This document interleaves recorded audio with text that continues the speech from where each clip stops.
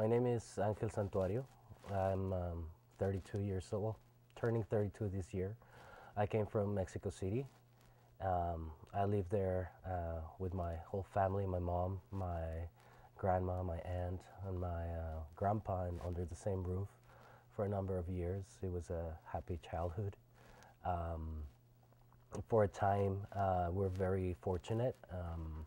My mother had a printing business, and we were not super wealthy, but we were able to go to McDonald's every weekend, and that was a big thing. Um, After a while, I think it was in '94 that NAFTA was signed, and there was a trickling down effect that ultimately made us move here in '97. I mean, business was really bad here. First, we came visiting because we had a family here in Redwood City. We stayed there for a few months as undocumented people. I remember that I was able to start high school and learn English, which allowed me to understand a bit more than my mother did at that time. And what we did to make some money, my mom started working selling kitchenware, pots and pans for arenaware. There's a very fun memory that I have when my mother and we went selling her pots, and I was doing some translation for her. We sold tamales door to door, and it was just trying to make some money. Um, from then I started working, I guess, at age 16 in this little restaurant.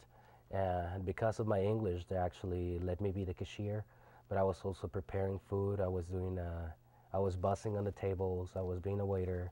And I just started noticing that they were just, they were just piling and piling responsibilities on me. And to a point, it got a little bit overwhelming. I was getting paid less than minimum wage, but I didn't have any documents, so I guess that was the trade-off.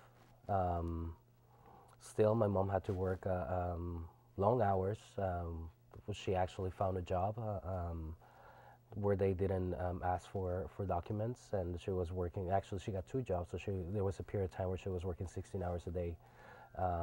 And I guess the hardest part of the whole thing was being alone.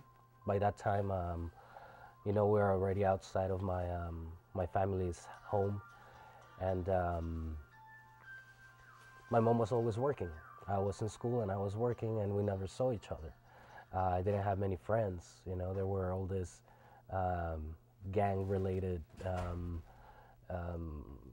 people all over, but definitely no one I wanted to associate with. Very few people that I could actually connect to. So yeah, that developed a sense of alienation, I guess, and loneliness. I also got to experience the racial profiling and the abuse, being called a wetback, being made fun of because I didn't speak the language.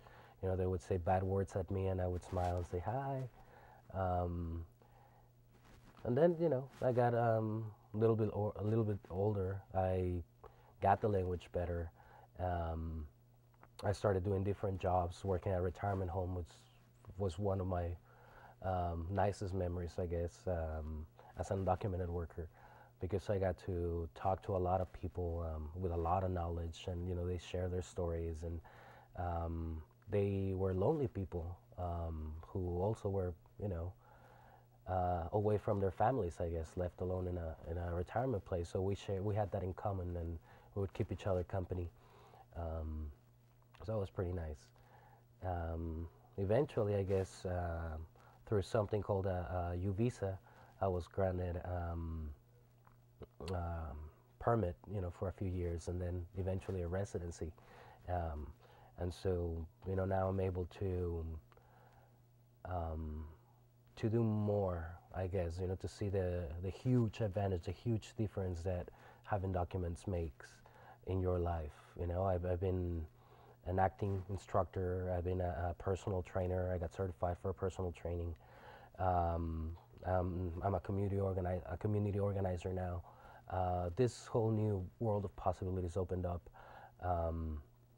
and really brought me to see how much of a difference it makes and how important it is for everybody to realize, that um, it's not a it's not a gift. It's just fair. So this is um, this is me in America now, a place that I can almost call home. And I say almost because home is something that always feels inviting and nice and warm and cozy, and that's not really the experience that I've had. I made a life here, but still, uh, there are things and parts of society where I still don't feel like I belong, be it because of my color or my accent or stereotypes are there lying around, but I guess it's home.